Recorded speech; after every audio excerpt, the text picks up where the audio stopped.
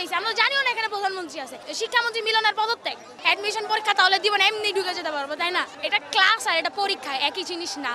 আমাদের কোমর সমান হাঁটু সমান পানি নিয়ে আমরা নাকি পরীক্ষা দিতে যাব।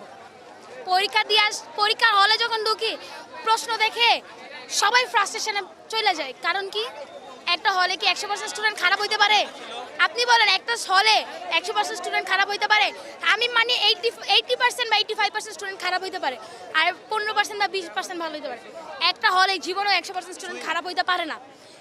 আমরা প্রশ্ন পাওয়ার পর একজন একজনের তাকায় আছি। বুয়েট চুয়েট রুয়েটের কোশ্চেন আছে কেন? আমরা কি বুয়েট চুয়েট রুয়েটের এখন অ্যাডমিশন দিতে যাচ্ছি? এইচএসসি পরেই তো আমরা এগুলো দিব। তার আগে নিয়ে এখন যদি এইচএসসি পাস করি, মনে করেন যে ফিজিক্সে পাস করে, তাইলে কি ধরে নিব তাহলে আমাদের বুয়েট চুয়েট রুয়েট হয়ে গেছে, অ্যাডমিশন পরীক্ষা তাহলে দিব না, এমনি ঢুকে যেতে পারবো, তাই না? আমরা এখানে শান্তিতে আন্দোলন করতেছিলাম, এখানে নাকি প্রধানমন্ত্রী আসছে তাই পুলিশ আমাদেরকে আটকাইছে। আমরা কি প্রধানমন্ত্রী মারতে চাইছি নাকি আমরা প্রধানমন্ত্রী আহত করতে চাইছি? আমরা জানিও না এখানে প্রধানমন্ত্রী আছে। আমরা একটা দাবিতে নামছি এখানে, যে শিক্ষামন্ত্রী মিলনের পদত্যাগ।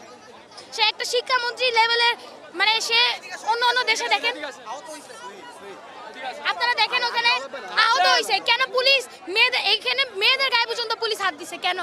তাদের কি সন্তান নাই? তাদের কি বাচ্চা কাচ্চা নাই? আজকে যারা হাত দিছে আল্লাহ তাদের বিচার করুক, এবং তাদের যদি মেয়ে সন্তান থাকে আমি তাদেরকে বলবো, তোমাদের বাবা একটা কাপুরুষ কাপুরুষ কাপুরুষ। এটাই।